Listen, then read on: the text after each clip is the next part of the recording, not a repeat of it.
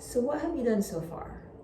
First, you did the reset outside of the playpen, about a week.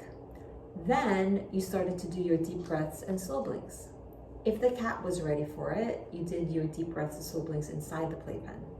If the cat was petrified, a little bit aggressive still, you're not quite sure if you should go in, you started off your deep breaths and slow blinks outside of the playpen, and over time, then you go into the playpen to continue it. Once you're able to do the deep breaths and slow blinks inside the playpen, a couple days after you started inside the playpen, what you should do is you should start tossing some dry treats towards the cat. Just toss it lightly, like kind of skipping stones, very slowly and gently. And then after you toss it, you do your deep breaths and you do your slow blinks. Then you leave. So in the beginning, the cat's going to be too scared to even eat the treats in front of you. And what's going to happen is after you leave, the cat will then eat the treats. If the cat never eats the treats, then you know, oh, the cat doesn't like these treats, let me find another kind. But usually if it's a yummy treat, they'll eat that overnight or throughout the day after you've walked away and left the room. But they'll eat that when you're not around. So we know the cat is ready for the next step when the cat gets comfortable enough during your slow blinks to very slowly reach his or her head forward and start to eat the treats. So it's important that when you toss the treats, you're kind of tossing them in the vicinity under the chin or just in front of the face of the cat. So all the cat has to do is lean forward to reach the treat. The cat's not going to have to get up and walk over. When the cat starts to do that, that's when you know he or she is ready for the next step. And that's when we get into either the churu or baby food on a long wooden cooking spoon.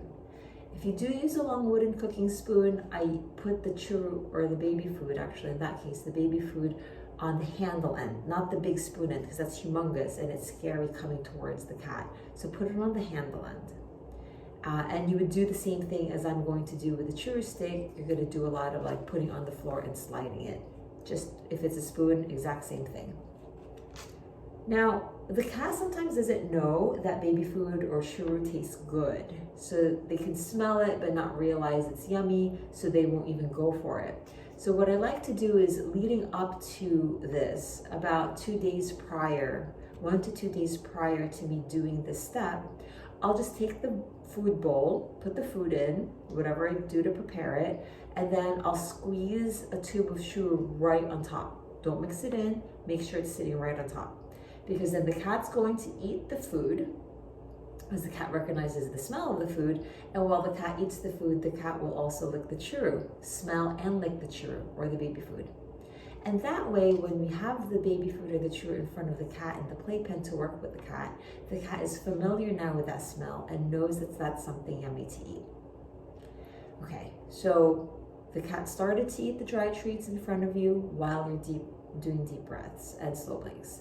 And it may not happen right away when you sit down. It may happen a little bit later, like 10 minutes, 15 minutes into it, and that's fine. But once you do that, then you would sit down, do your deep breaths and slow blinks, which I'm gonna do a little bit of, but not a whole lot of here. Then we start to introduce the treat, okay? When we introduce the treat, we're going to squeeze it and then flick it so that the treat is all on one side. And you wanna put a good amount. Like a lot of times people don't put enough. So see how much I put on it? Quite a bit, right? And then what we're gonna do is we're gonna place it on the floor near us and slide it ever so slowly towards the cat. Then we slide our hand away and let the cat eat the treat. That way, the cat is more likely to eat it when our hand is not anywhere nearby. Once the cat does that for a while, maybe you could try it in the same session, or it may take a couple of days before you could go to the next step. Once the cat will eat it when your hand is far away from the churu, then you could squeeze it, slide it to the cat starts to lick it, and then we slide our hand to touch the end. And I'll show this to you in a moment. Okay. So I'm going to slow blink him a little bit.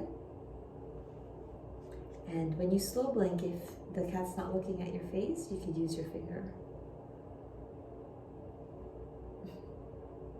He's kind of falling asleep already, so maybe we'll skip the slow blink section. Okay, so I'm going to take this, I'm going to put it down. You see I put it down right next to me. Let me move the toy so it's not in your way. Put it down right next to me. I turn it, and I hold it at the tip. And make sure not to stare at the cat, so you're going to do your sleepy eyes when you're looking at the cat. And we slide it slowly towards the cat.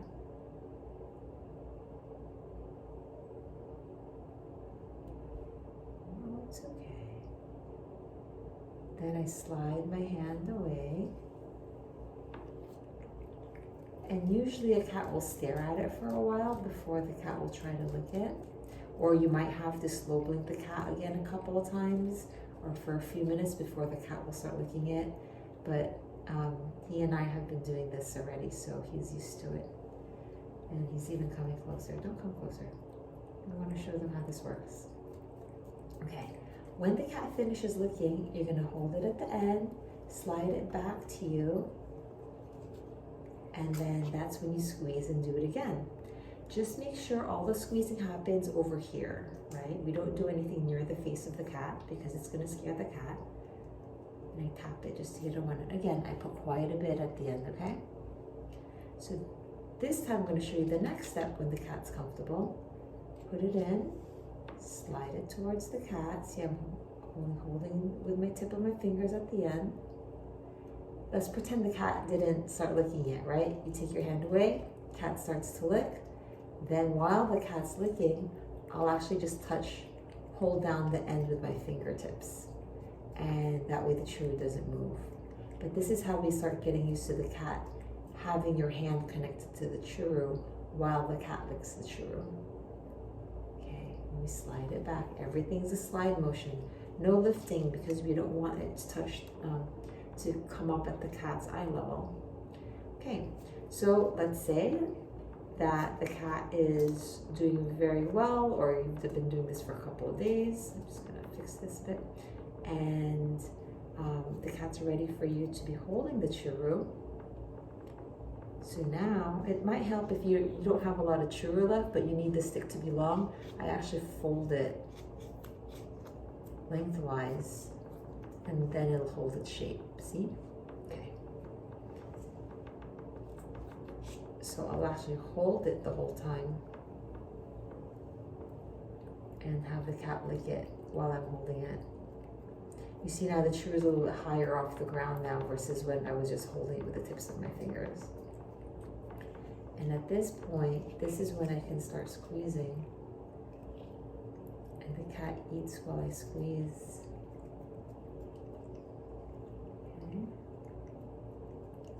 And over time then, what your goal is going to be is to start leading the cat forward and only pull when the cat is licking. If the cat stops licking, you stop pulling and put it back under the chin of the cat.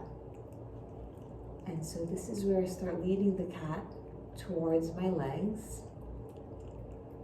I have to keep that churro nice and low. My knuckles should be skimming the floor so that it's nice and low. And this is when we start leading the cat towards our legs. And that's when you get to the next tutorial that I'll work on posting, which is to have the cat cross back and forth over our extended legs. But this is really a step in between the deep breath, slow blinks, and the legs extended work, because there is a little bit of work to be done to get the cat comfortable eating the treat while you're holding it.